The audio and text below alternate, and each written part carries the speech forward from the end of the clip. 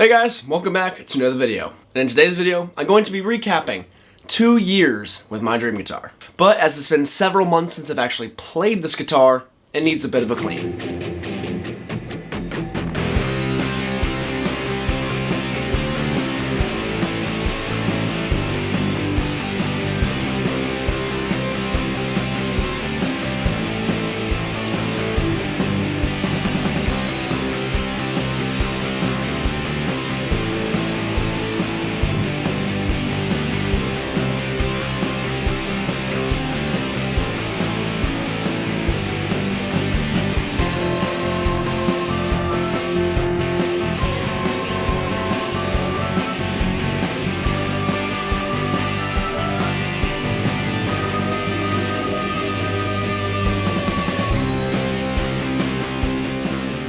And now that this guitar is all clean, I do have one more announcement to make. And that is that I have not reached 1,000 subscribers in the 7-day goal that I set out. And as you guys may have noticed, I was posting every single day for about 5 days in that time frame. So I do have, I guess it'd be 4 days, but I do have 3 days left worth of videos.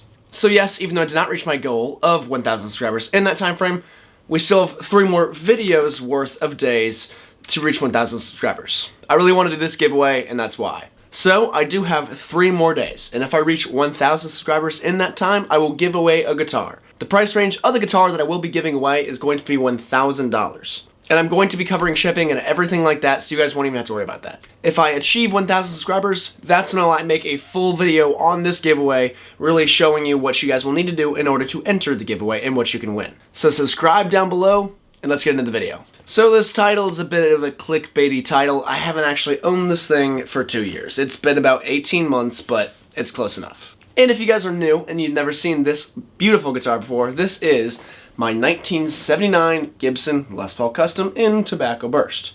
And obviously, this was my dream guitar for a very long time before I ended up buying it. What really attracted me to 70s style Les Paul Customs were those really unique 70s Norland era specs. That being things like the volute, the maple necks, the T-top pickups, really cool things like that, and also these super low and weird feeling frets. So it's easy to say whenever I ended up actually getting this guitar, it took a lot of getting used to. The biggest learning curve was definitely the frets. These frets on these old Les Pauls are very, very flat and wide, which feels nothing like a newer Les Paul. Now this video here is actually kind of a continuation or a sequel, I guess, to this video up here in which I kind of documented 1 month of owning this guitar. And if I regret it and whatnot, which I'll also get into in this video, because it's a little bit different than that video because I have some other factors that I need to talk about just from owning it longer. So I did really go into detail about the story of this guitar and whatnot in that video, so please go ahead and watch this video, but I'm just going to summarize it now for those who don't know. So as mentioned before, this was my dream guitar for a very long time. So 2 summers ago, I worked at a horse racetrack, and I actually still work there now, but I knew I wanted a new guitar, because the summer previous, actually it's not there anymore, but I bought that JCM 900 amp, which I, about 2-3 weeks ago, just traded for the Slash Les Paul Standard, the Epiphone version, and this Jet City 100 amp over here. But it was the next summer following that, and I knew I wanted a new guitar. But I didn't know exactly what I wanted. I did know, however, that I wanted this guitar in particular. I knew it was my dream guitar. Again, I'd known that for quite a while. But I didn't actually think I'd ever be able to afford this, at least yet. And so like I said, I didn't know what I wanted. So I was just kind of saving up just to save up, and then maybe I'd figure it out eventually. But it was about halfway through the summer, and I just kind of decided, you know what, before this thing goes up in value anymore, because older Gibsons appreciate, I knew that this is the guitar I had to buy. Maybe not this one in particular, but a Les Paul Custom from 1979. And originally, I actually wanted a wine red version of this guitar, and that's because they're cheaper. And honestly, cheaper by quite a bit in most cases. But after a few more weeks of saving, I really just decided that that's not what I wanted. And I knew, based on the type of person I am, I'm not one to settle. I knew that if I got that guitar, then I wouldn't be happy, and I feel like I was missing out because I didn't get the guitar I actually really wanted. And I'm very, very thankful to myself that I actually did that because I think it was worth it in the end. And with the money I was making at the horse race track, it wasn't really enough. So as I started saving up, I knew I needed to get more hours. So I started working about 70 hours a week at that job. Not only that, but I started other side hustles as well. I started mowing lawns for neighbors, and that actually ended up turning into something of itself, and I own a lawn care business now. I would do chores and stuff around the house, extra chores to just earn some kind of cash, and I would help out my neighbors with moving and anything I could find to get my hands on some extra cash. That way I could afford the guitar that I knew I wanted. And after quite a long time of just absolutely slaving away, I call it robot mode, and I do this every summer. I ignore my feelings and just work. Many of those days, I didn't want to get up and work another 10, 12-hour day, which isn't that much, but I knew I'd have to come home and mow more lawns. I knew I'd have to come home and do extra work. Sometimes I don't want to record a YouTube video, and that's because I'm human, but it doesn't matter. I say, I don't care.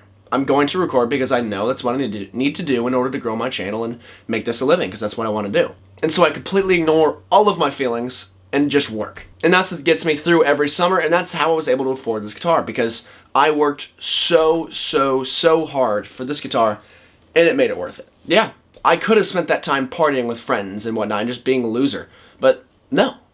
I wanted this guitar, and I got it. And so one of my favorite things about this guitar, especially looking back and the longer I own it, is it's really just a symbol of if you work hard enough, you can achieve it. Because the money I was making at the time, I wasn't supposed to be able to afford this guitar. And so this guitar is just kind of a symbol, a little flag of just, if you work hard enough, you can achieve it. And that's something that makes me really appreciate this guitar more than it just being my dream guitar already. And I think if you're going to take anything away from this video, I think it should be that message there. Don't settle. If you don't want a cheaper guitar, don't get the cheaper guitar. If you want a new car, save up for the car you want. Just put your nose to the grindstone and make it happen. Ooh, I was on a roll there. But that's basically the story of this guitar. I worked my butt off for it, and I got it. And as I mentioned before, this guitar definitely took a lot of getting used to, such as the flat frets, feeling the volute whenever you're playing chords up here, and just the weight of this guitar is another huge thing that I get used to. This is by far my heaviest guitar of the collection, as it weighs over 11 pounds. In the video I was talking about earlier, in which I was only owning this guitar for about a month, I still wasn't completely used to those specs. But now, as I've owned it for just under 2 years, I've really come to love those different specs. And I loved them then too. It's just, I've gotten used to them and I've learned how to play with this guitar more. And that's just something that comes with experience and just playing it longer. And one of the biggest points in that video I talked about as well is my least favorite thing about this guitar. And that is, I'm kind of afraid to play it. And I don't actually mean that I'm afraid to play this guitar. What I mean is I'm afraid to really play it and kind of attack it in the same way I would with the guitar I'm less worried about. And part of that is due to because this guitar is what's called a time capsule guitar. The person bought this guitar in 1979 or 1980, just depending on what time of the year, and put it under the bed or in a storage closet or wherever, in its case, for about 40-something years before selling it. So this guitar here is in brand new condition. There is only one speck of imperfection on this guitar, and I'll show it to you right now. If you could even see it, because it's so hard to see, there is a little impression in the clear coat there, which is, I genuinely cannot tell if you're able to see that because it's so tiny, and that is the only imperfection on this guitar. And this guitar is over 40 years old. And whenever you have a guitar in that good a shape, you really want to keep it in the same condition. And for that reason, I'm afraid to play it live. Because if I drop it or whatnot, or if someone throws something, which it won't happen, but it's just one of those things that if it ever did, it's just kind of, it's a thought you don't want to have to worry about. And even sitting here, you know, I'm worried, what if I'm talking and I swing the headstock down, I smack it on the desk, and boom, there's another impression in the clear coat. That's just something I don't want. And when playing, if I'm really playing as aggressively as I want, it's possible I can miss and scratch the body, which I probably should use a pickguard with this guitar, but I don't because I like the way it looks more. But it's just, I'm kind of afraid to play it the way I want to. And that's definitely the biggest thing I don't like about this guitar. As a lot of you guys know, I'm a college wrestler, meaning I'm in college and I'm out of state as well. But of course I take every opportunity I can to play guitar, especially while at college. But I didn't bring this guitar to college regardless of it being my number one or not. And that's because at college, whenever you're not in your own house in the comfort of your own home, there's a lot of things that can just happen that you can't really account for. You're living with a roommate who you probably don't even know, and I've never lived with a roommate before. They can do whatever they want while you're not there. And now, of course, I trusted my roommate, and he's great, and he might be watching this video, so what's up, man? But next year, I don't know who my roommate's gonna be, so it's kind of scary to think that, you know, I'm gonna bring a guitar of this price, a guitar that means this much to me, and kind of put it under control of someone who I don't know, and that's just a scary thought. So I'm not going to bring it to college next year as well. So yes, I was fortunate enough to the 3 guitars that I brought to college this year, that being my Epiphone Les Paul Traditional Pro up there, my Kramer F6000 Super Strat, and the Les Paul Gold Top, which I actually bought while I was at college, but I decided to keep it there. Nothing ended up happening to those guitars that was bad, you know, No one messed them at all. But those guitars are also less than this guitar in terms of price if you add them all together. And when you take that much of a risk in bringing this guitar, it's just not something I want to take. And because of that, I didn't play this guitar at all. Again, it was at home for 9 months. Sure, I mean, of course, whenever I came back for Christmas break and Thanksgiving and stuff, I played it a lot. I played as much as I could whenever I was here. But while I'm at college, which is 99% of the time in the school year, I didn't get to play this guitar. No one got to play this guitar. And I think all guitars should be played. I think they deserve it. I don't, of course, think that these guitars actually have like souls or feelings and whatnot, but I still think that they have the right to be played. And that's something I'm kind of struggling with because I love this guitar so much, it deserves to be played and I'm not playing it. So will I sell it?